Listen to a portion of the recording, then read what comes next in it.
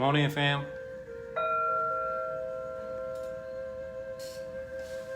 Come on in. Right back at you.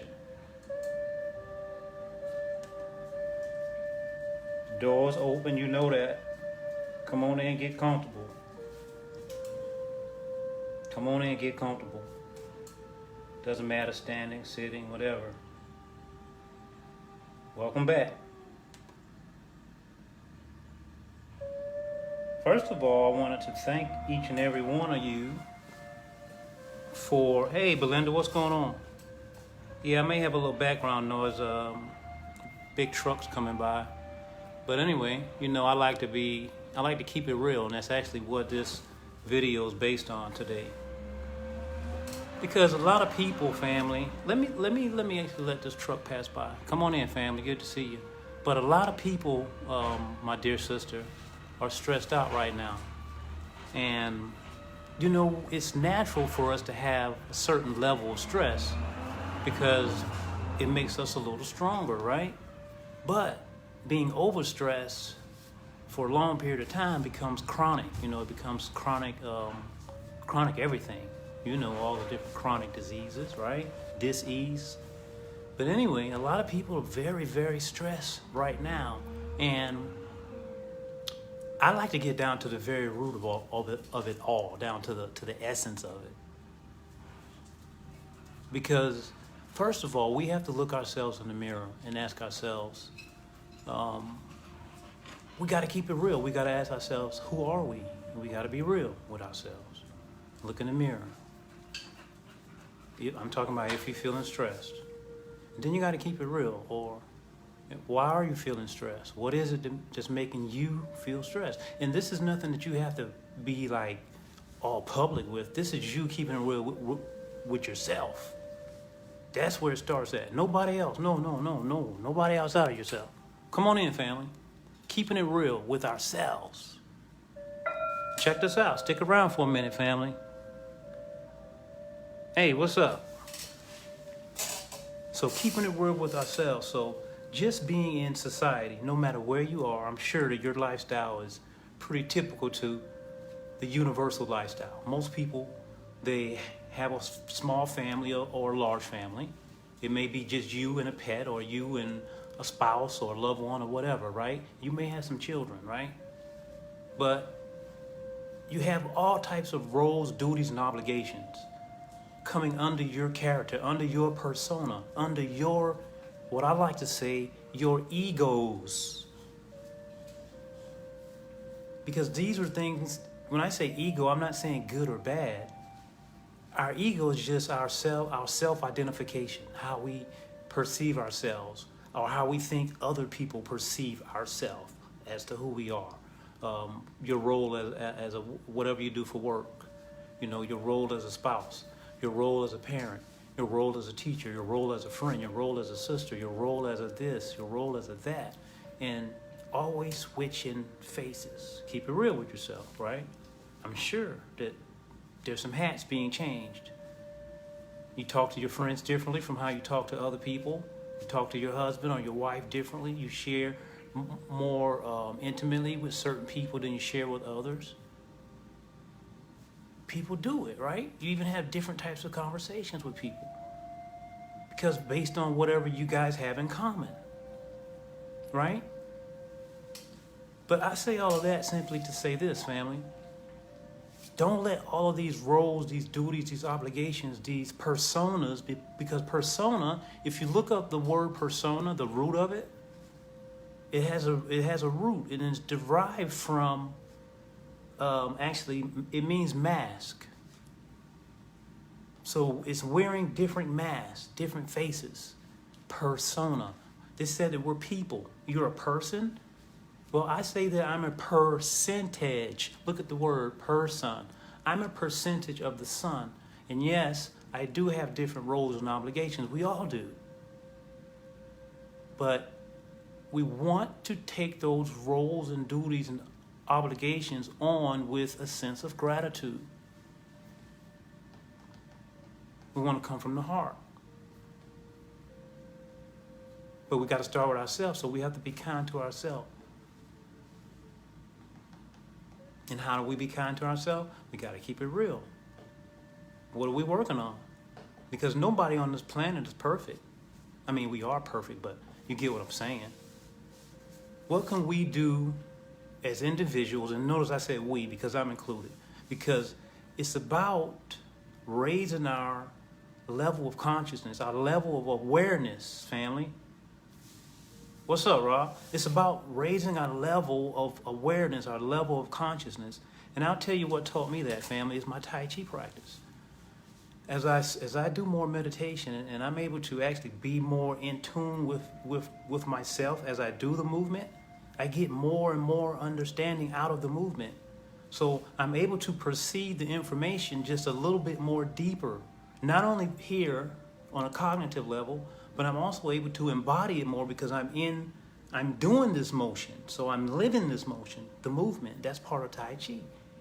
But that's the meditative aspect. And a lot of people get around, I'll say they don't really tune into the meditative aspect. We're keeping it real, right? So we want to raise our level of consciousness, first of all, so that we can perceive everything in life from a higher level of consciousness. Because you'll start seeing that sooner or later, you'll start perceiving things right on time. I mean, right on time. It'll blow your mind sometime. And you probably already have received some things that happen like, boom, that was crazy. No, it's not. You've raised your intuition. That's what the training does. It increases your cognitive abilities. And there's a lot of things we have to do in order to be able to do that. Wearing these hats, we got to start cutting some of those hats off and changing some hats and minimizing some hats and maybe double hatting. We got to bring our Tai Chi into our family, in our relationship with our family members.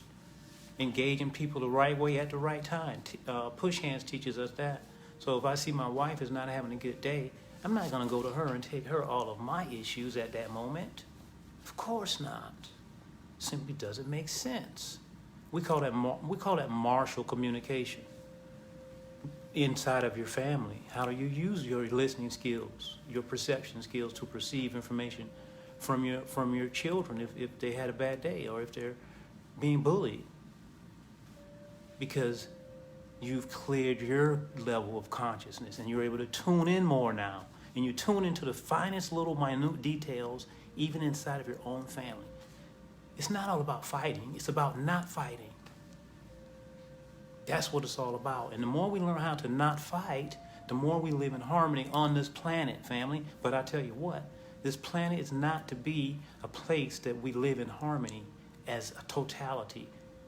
It's not meant for that here. I'm talking spiritual level now. This planet will always have antagonistic forces. But you can make it what you want to make it here and join what you want to join here. But you can't have your hands in two pots. I hope you know what I mean.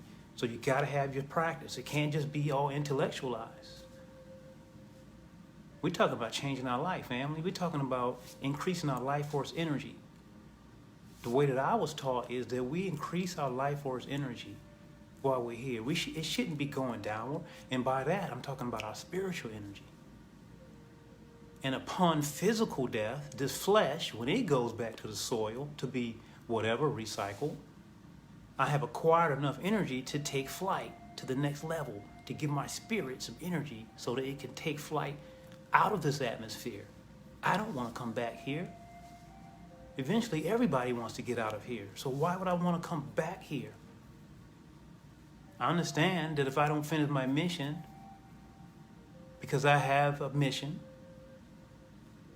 I may be here for a long time. I may be here right now for 200 years or so. But I have to get this mission done. It may require a trip back here, but I don't want to come back here. I don't want to come back here, family. So my training teaches me how to not come back here. How to really raise up my spiritual side. How to be in tune with more than my persona or the ego. To let that go. The ego has no name. No face, no identity. It's no thing. How to tune in with that. That's all I'm really interested in. And whatever I'm doing, when I'm doing it, I'm doing things to enhance that at that time. So it's no on and off switch for me. It's not like, okay, let me go play my Tai Chi and work on my spiritual practice. Oh man, that's very low level thinking right there. But it's okay for baby steps, right? But eventually, you want all things to have that inside of it. Even your relationships at work. Always enhancing that. And there's ways to do that. Now, it all starts with a detox, family. I call it a detox. It has to start with a detox. All bodies, physical, mental, and spiritual. So you detox the spiritual, because you got some things that's been put in there that don't even belong to you, family. Myself as well, and I'm still working on them. I'm talking thousands of years of garbage that's been put in there in your DNA. We got to start somewhere. Might as well start now. I'm taking my flight serious. I'm detoxing that. How do you detox that? You start your meditation practice. You face it. You go through it. You do it. You make it a lifestyle. You get rid of it. And then how do you detox your physical body? You know, family. Come on, family. You know if you need to detox your physical body or not. If you're abusing it, we're talking adult talk here now. If you're not even on that level where we can keep it real, don't waste your time, family. We're keeping it real now. I'm still working on some things. I'm a sweet freak. And when I eat that stuff, the next day my body is full of mucus, and I know it, family. And I'll still eat it sometime, but I'm working on it. Got to build that discipline in that department. Still, myself, I got to work on that. And there's other things. And there's ways to work on those things. And that's what we do. We learn together. You become your own teacher, and you increase your abilities and skills in every aspect of your life. That's what my whole teaching is about, family. As I was taught and as I teach to others. So here we're talking about detoxing mind, body, spirit in order to increase our level of awareness, which is going to help us to find our true character, our true persona, taking off all the mask and being who we really are by basically being real with ourselves, with nobody else. You don't have to go public with it. Family, I love y'all. I just want to drop that little gem on you because I know some people hurting. They carrying too many faces, family. You don't have to carry all those egos. It's called letting go. But truly let those things go. You got to cut some relationships with maybe people, with places, things that don't serve you well, family. If you're looking to grow, that's what it boils down to. Detoxing the body. We can start with that. I got some herbs that can help you with that. Stay tuned to my Facebook channel because I've been dropping videos. Also stay tuned to the YouTube channel. I've been dropping videos. Some of these things I'm sharing, if you're looking for some specific things, herbal medicine, I'm sure I got something that can help you in some capacity. And if not, I know someone who probably can. So, and you would be surprised, family. I mean, I walked out into my yard today because a lot of my herbs I grow in the yard. And I was like, man, I basically have a pharmacy here. Because I'm always researching, always studying, always implementing these things in my life and seeking benefits. So now I'm sharing more with everybody else. But family, I'm out. Tai Chi 360. Sifu Lester. I love you like always. Peace. Do me a favor. Tell a friend. Subscribe. Like. You know all that dance. I'll holler at y'all later. Peace. Thank you for stopping in, Belinda. Rob, thank you. My physical detox started when I turned fully plant-based. That's an excellent way to start a detox, Robert.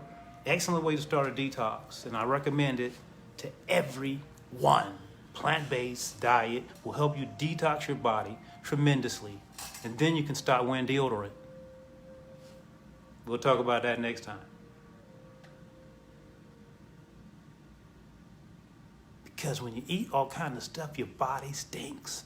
And you need deodorant. You think you do. But deodorant is bad for you. Another topic next time. Peace. I'm out.